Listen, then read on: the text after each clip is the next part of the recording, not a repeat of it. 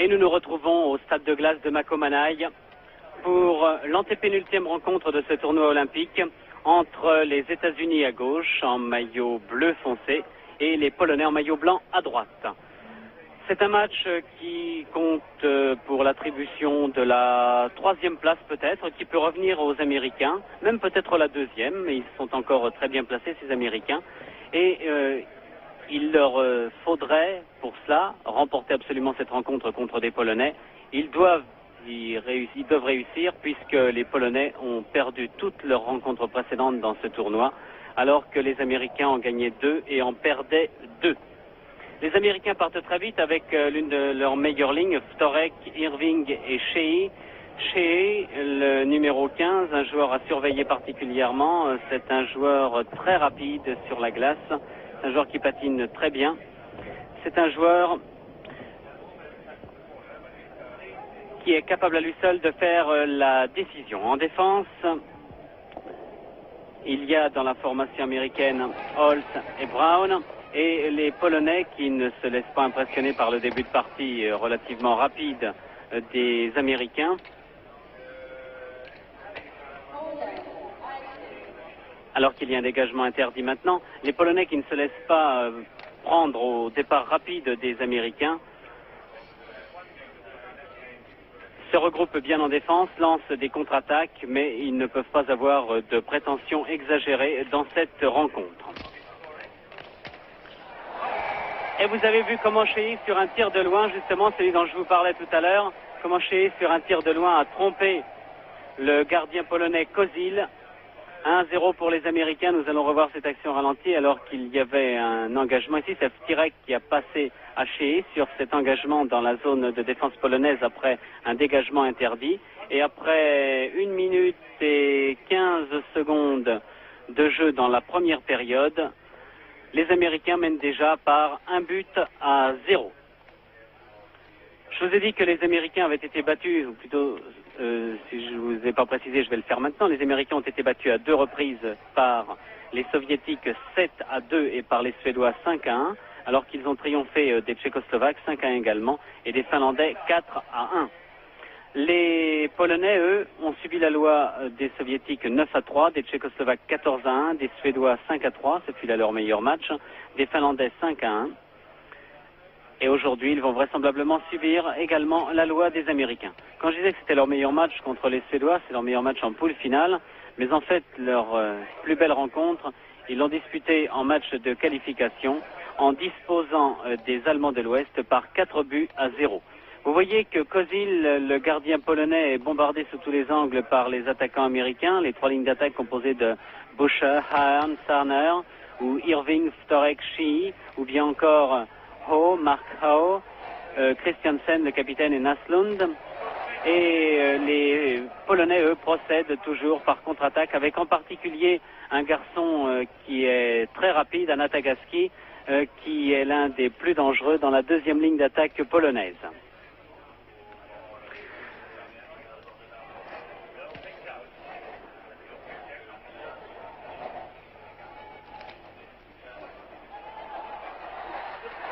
Zintara devant Curran, Michel Curran, le gardien américain, un garçon très flegmatique, vous allez pouvoir vous en rendre compte, un garçon qui ne s'affole jamais. C'est l'un des vétérans de cette équipe américaine, il n'a pourtant que 27 ans, il a déjà disputé 2 championnats du monde, et Michel Curran est le plus vieux avec le capitaine Christiansen et Naslund, l'attaquant ailier droit, alors que tous les autres Américains ont entre 22 et 24 ans, sauf le numéro 23 que vous apercevrez tout à l'heure, Mark Howe, le fils du célèbre professionnel Gordie Howe. C'est la ligne de Wtorek qui est en ce moment sur la glace avec Irving, Wtorek et Shea. Voici Shea. Je n'ai pas besoin de vous donner les noms des joueurs américains puisqu'ils sont inscrits sur leur maillot. Wtorek, le 11. Alors que les Polonais, vous voyez, en ce début de rencontre, jouent très très vite. ces Polonais qui appartiendront au moment des championnats du monde, après les Jeux Olympiques, au groupe B et qui seront opposés à la France en Roumanie. Chez McElmurray, les Américains qui lancent leur contre-attaque maintenant, un tir de très loin qui n'a pas du tout inquiété Kozil. Ce tournoi de hockey sur glace va se terminer demain par la finale entre l'Union soviétique et la Tchécoslovaquie. Les Tchécoslovaques ne devraient pas réussir à battre les Soviétiques qui paraissent supérieurs dans ce tournoi où leurs plus dangereux adversaires, les Suédois, n'ont pas eu de chance contre la Tchécoslovaquie justement. Ils menaient par 1-0 à 3 minutes de la fin. Les Tchécoslovaques ont réussi à égaliser et à prendre l'avantage alors qu'un joueur suédois se retrouvait en prison. Donc la finale opposera l'URSS et la Tchécoslovaquie. C'est une habitude en championnat du monde ou dans les tournois olympiques. Et il faut absolument que les Tchèques triomphent pour obtenir la médaille d'or. En revanche, un simple match nul suffirait aux Soviétiques pour accéder à la plus haute marche du podium. Dans ce cas-là, les Suédois, sans doute vainqueurs des Finlandais, prendraient la deuxième place. Et puis les Tchécoslovaques et les Américains, si les Américains battent les Polonais ce soir, se retrouveraient à égalité de points à la troisième place. Mais nous en saurons davantage déjà à la fin de cette rencontre et plus encore demain après URSS Tchécoslovaquie, alors qu'auparavant la Suède aura affronté son voisin finlandais pour une place d'honneur et pour peut-être la médaille d'argent.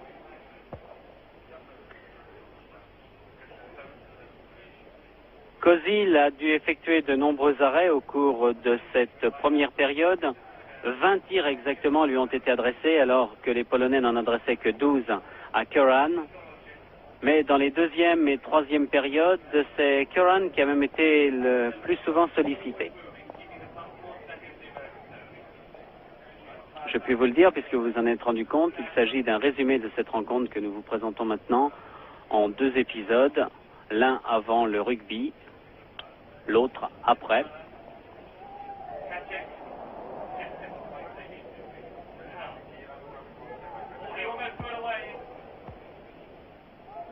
Ce ne fut pas une rencontre particulièrement passionnante. Il est vrai que l'enjeu n'était plus très important, n'est plus très important maintenant.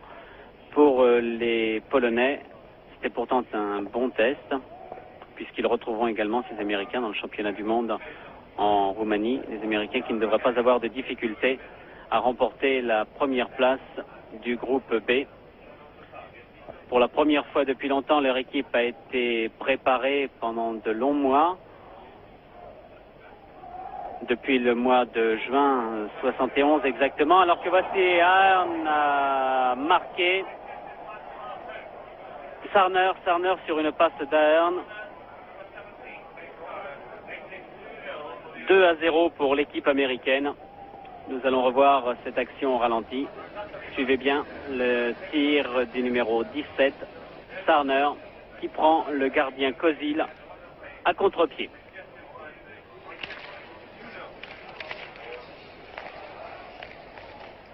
À la fin de la deuxième période, la marque était donc nulle, 2-0. Et nous nous retrouvons maintenant dans la deuxième période avec les Américains à droite et les Polonais en maillot blanc à gauche. Les Polonais, je vous l'ai dit, se sont montrés très offensifs au cours de cette deuxième et même au cours de la troisième période. Vous allez pouvoir vous en rendre compte. C'est de voir qu'ils ont passé la vitesse supérieure et qu'à plusieurs reprises, ils ont inquiété la défense américaine en commettant toutefois des fautes, en n'adressant pas de passes très précises. Ils n'ont pas pu concrétiser leur domination et leur présence continue dans la zone, dans leur zone d'attaque, dans la zone de défense américaine. Vous voyez encore une fois, alors qu'ils étaient bien placés, alors que Bialiniki était bien placé, il n'a pas inquiété Curran.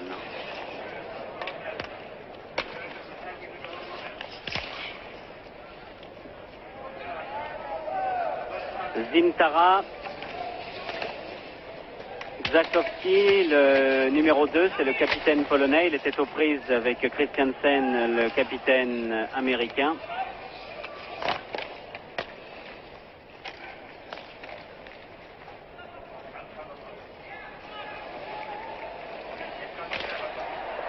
Encore un tir qui a été adressé de très loin par Kacic, mais qui n'a pas inquiété Michel Curran, et les Américains repartent.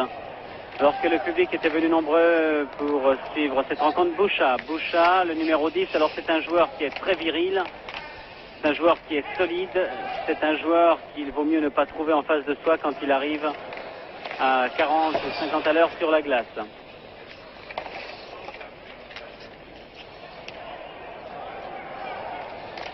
Ahern, Sarner, Boucha, c'est une ligne d'attaque très dangereuse. Il est vrai que les trois lignes d'attaque américaines sont assez homogènes. C'est Boucha qui a failli intercepter, non mais les Polonais ne se découragent pas, et Bialiniki redonne à Kozetsowski. Sarner, Ahern, un étudiant de l'université de Boston. Boucha tout seul, Boucha arrive devant Kozil, et très facilement, Kozil n'est pas un grand gardien, Boucha lui est un grand attaquant. 3.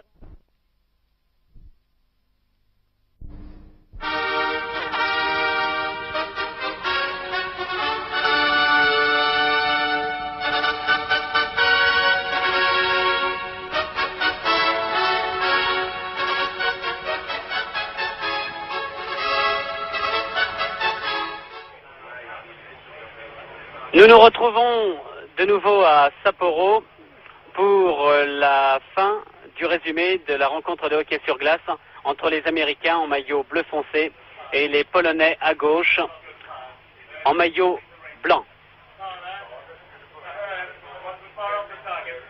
Les Américains menaient par 3-0 quand nous vous avons laissé avant le match de rugby. Et finalement, Kozil, le gardien polonais, a bien failli être battu une quatrième fois. Alors que nous sommes toujours en ce moment dans la deuxième période du match. Les Américains menaient par 2-0 à l'issue de la première période. Ils mènent maintenant par 3-0 et les Polonais procèdent toujours par contre-attaque très rapide, mais leurs passes ne sont pas très précises et ils n'arrivent pas à conclure. La formation américaine est beaucoup plus homogène, alors que justement face à des équipes mieux soudées comme la Tchécoslovaquie ou l'URSS ou la Suède, c'est l'homogénéité qui semble faire défaut aux Américains, mais contre des formations nettement inférieures comme la Pologne, les Américains réussissent à faire impression devant un public japonais venu nombreux, mais qui n'a pas eu l'occasion de s'enthousiasmer beaucoup dans cette rencontre qui est restée toujours d'un niveau modeste.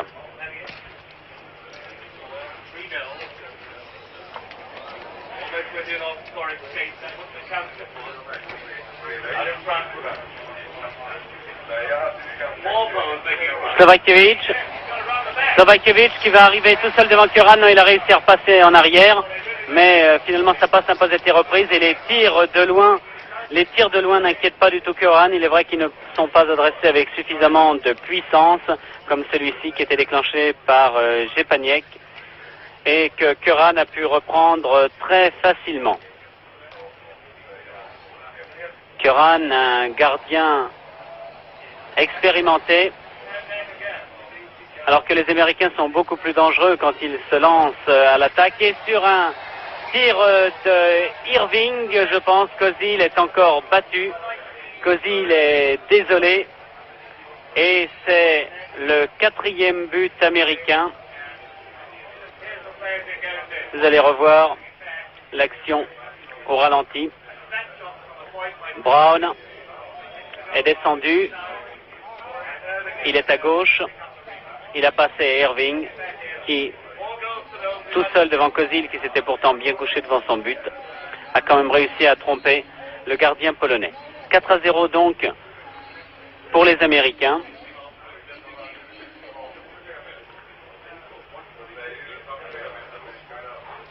Ce sera d'ailleurs la marque à la fin de la deuxième période, pendant laquelle nous nous trouvons toujours, et au cours de laquelle les arrêts de chaque gardien auront été partagés, ou les tirs sur le goal auront été partagés à peu près égaux. 21 tirs de la part des attaquants américains, 22 tirs de la part des attaquants polonais. Ces deux équipes s'étaient déjà rencontrées avant le début du tournoi olympique en match d'entraînement à Sapporo, et les Américains, à Tokyo plus exactement, et les Américains avaient gagné par 7-5. Les Polonais n'avaient pas de prétention dans cette compétition olympique. Les Américains, eux, réussissent toujours à jouer les troubles faites. C'est ce qu'ils ont fait encore, en battant les Tchécoslovaques par 5-1. Ce fut là la grosse surprise de ce tournoi.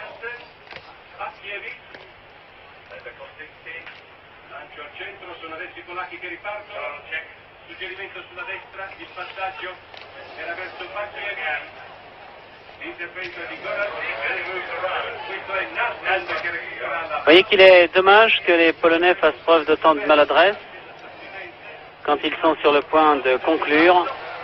Et regardez un peu avec quelle maîtrise Irving a stoppé ce tir de Kopczynski.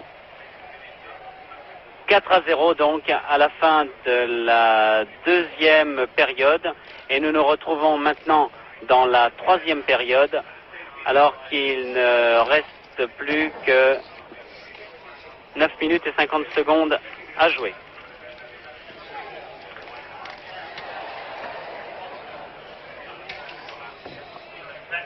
Regardez bien le numéro 9 polonais, Obloch.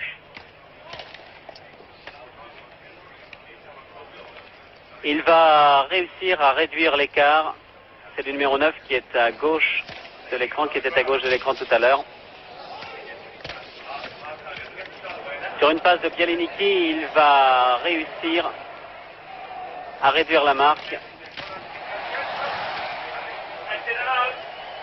en tirant par-dessus l'épaule, de Curran,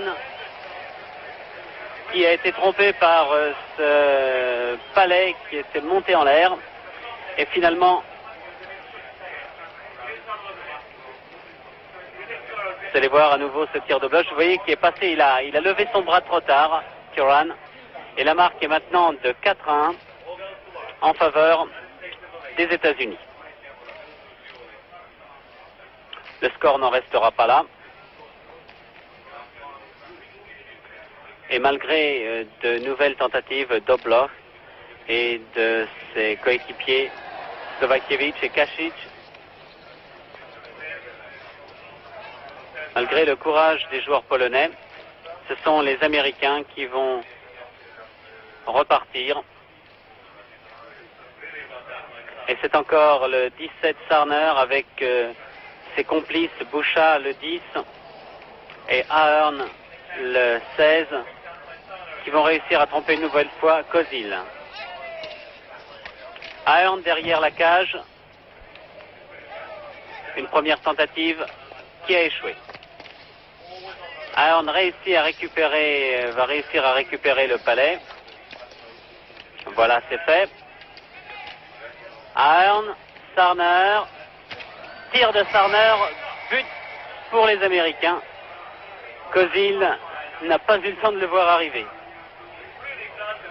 5-1 donc, alors qu'il ne reste plus que 9 minutes à jouer maintenant dans la dernière période. Alors, vous voyez ce très beau slap de Sarner, qui est l'un des meilleurs marqueurs de la formation américaine.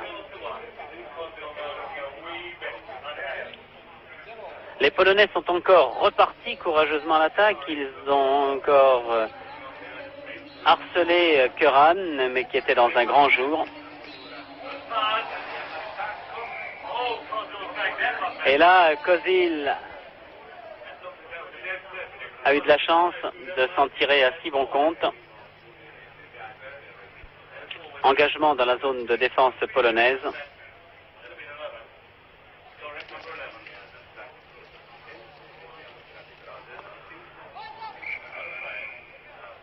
Nouvel arrêt de jeu. Il y a eu pas mal d'arrêts de jeu d'ailleurs au cours de cette rencontre. Il ne fait pas très très chaud dans la patinoire de Makomanai où se disputera demain la finale de ce tournoi olympique entre la Tchécoslovaquie et l'URSS et où on pourra suivre également la cérémonie de clôture de ces Jeux olympiques. Brown.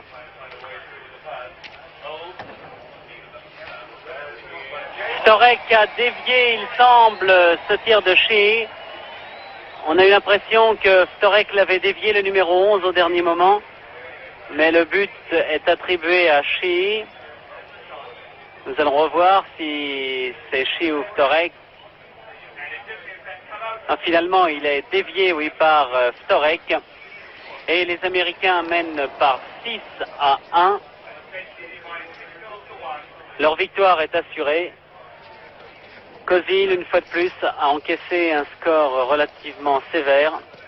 Il est vrai que ça avait été pire contre la Tchécoslovaquie, qui avait battu la Pologne 14-1. 22, Naslund. Le 23, Mark Howe, le plus jeune, 16 ans. C'est celui dont je vous parlais tout à l'heure, le fils de Gordie Howe, le célèbre joueur professionnel américain.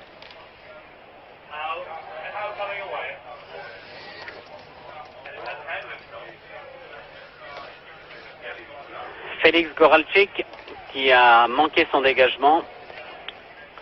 Les Américains jouent maintenant tranquillement. Seul Bouchard reste toujours aussi agressif, aussi hargneux. Ce jeune joueur de 20 ans de l'université de Boston.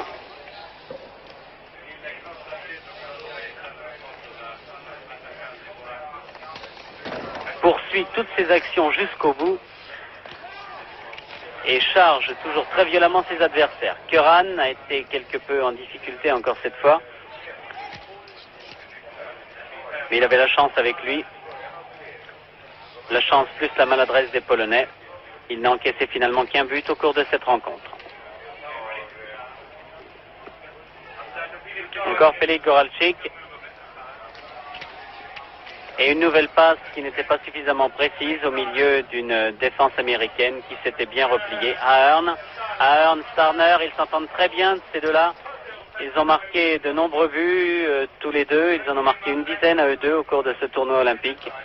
Et en particulier contre les Tchécoslovaques, ils ont réussi un véritable festival. Nouveau tir à côté de Zintara. Nouvelle action polonaise, mais qui n'arrive pas à se développer. Les Américains n'ont aucun mal à intercepter.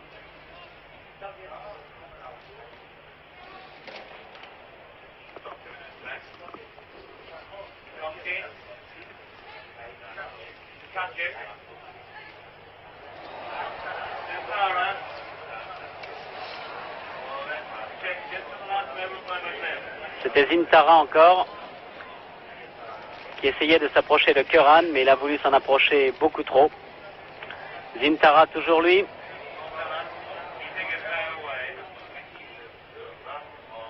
Mais Mellor et Maglin, les deux arrières américains sont solides, 1m85 tous les deux et autant de kilos.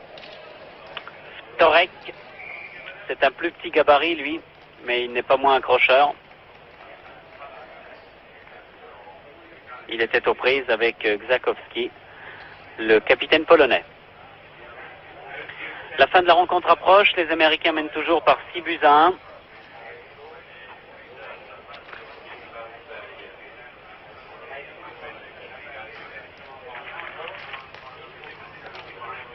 Et les arbitres sont messieurs Nadine, le Canadien que vous avez vu, et Bader, l'Allemand.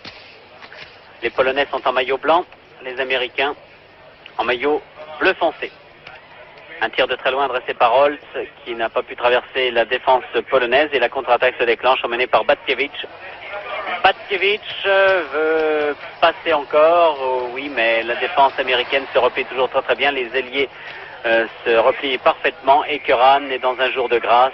Il ne laisse absolument rien passer. Vous voyez avec quel flegme Michael Curran, 27 ans, a arrêté ce palais. Plus que 2 minutes 53 de jeu et toujours 6-1 pour les Américains. Et encore une occasion manquée par Tokarczuk. Lojek Tokarczuk.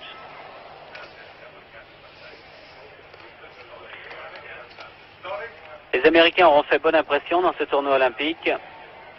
Les Polonais ont fait ce qu'ils ont pu. Ils ont atteint leur but en se qualifiant pour la poule finale après avoir éliminé l'Allemagne de l'Ouest. Mais ni l'une ni l'autre de ces formations ne pouvaient prétendre rivaliser avec l'URSS, grandissime favori du tournoi. Ni même avec les Suédois, qui auraient dû logiquement disputer la première place à l'URSS. Tant cette année, ils avaient fait preuve de supériorité sur la Tchécoslovaquie, dont les joueurs ne sont pas tous au mieux de leurs conditions. Les 2 dernières minutes de cette dernière période.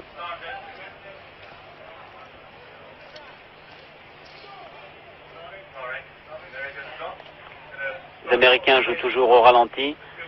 Les Polonais sont un petit peu fatigués. Et puis après tout, ils se disent que ça ne servira plus à rien.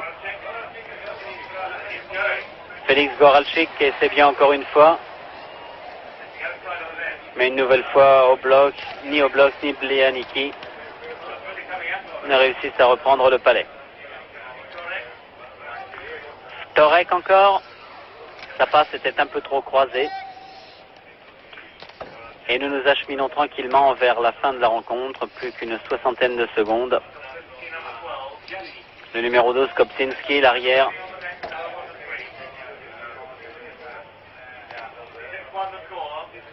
Bialiniki, Oblok. Oblok aux prises avec McElmurray. Il n'a rien pu faire contre les 90 kilos de l'arrière américain. Et le chronomètre égrène ses secondes. 42, 41, 40. Bialiniki. Et encore un arrêt remarquable de Curran, qui est vraiment un bon gardien. Surtout ce soir, attention, regardez bien sur cette action. Vous voyez sur cette action comme l'attaquant polonais, Jepaniek, a été crocheté juste devant le gardien Curran et c'est le penalty. Vous allez avoir l'occasion de suivre un penalty. Ok, ça n'arrive pas très souvent. C'est Naslund, l'Américain, le numéro 22, qui a commis la faute, alors que Jepaniek était juste devant le gardien Curran. Vous allez voir un penalty. Alors un penalty se tire du centre du terrain. Ce n'est pas comme pour un match de football. Le penalty est tiré du centre de la patinoire, plus exactement. Et le joueur qui le tire doit progresser d'une manière continue vers le gardien de but adverse, qui n'a pas le droit de quitter son territoire de but tant que le tireur n'a pas franchi la ligne bleue que vous allez apercevoir tout à l'heure, que vous avez pu apercevoir, qu'on va sans doute revoir.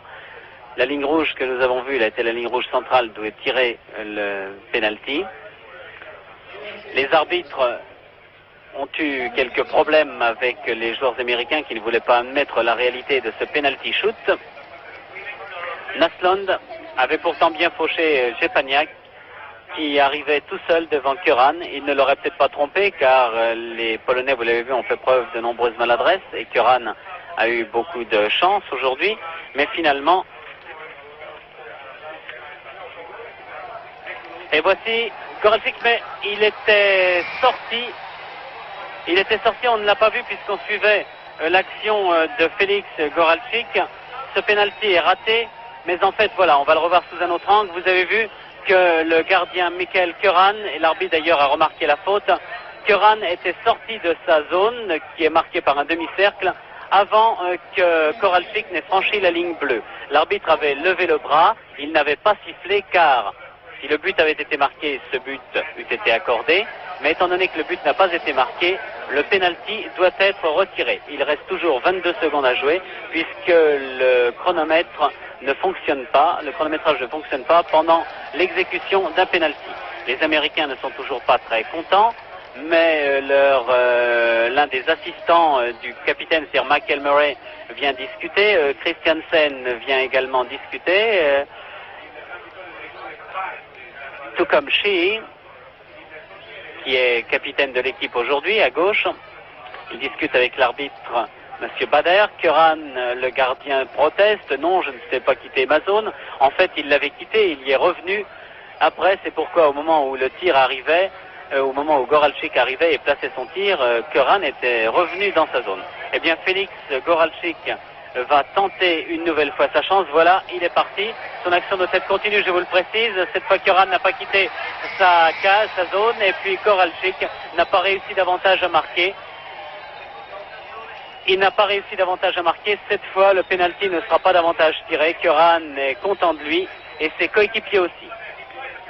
Goralchik, il est pourtant relativement aisé par une feinte rapide de tromper un gardien dans ces conditions-là, vous voyez. Mais Curran a gêné Goralchik exactement comme il le fallait. Et la rencontre va donc se terminer sur cette marque de 6-1 pour les Américains.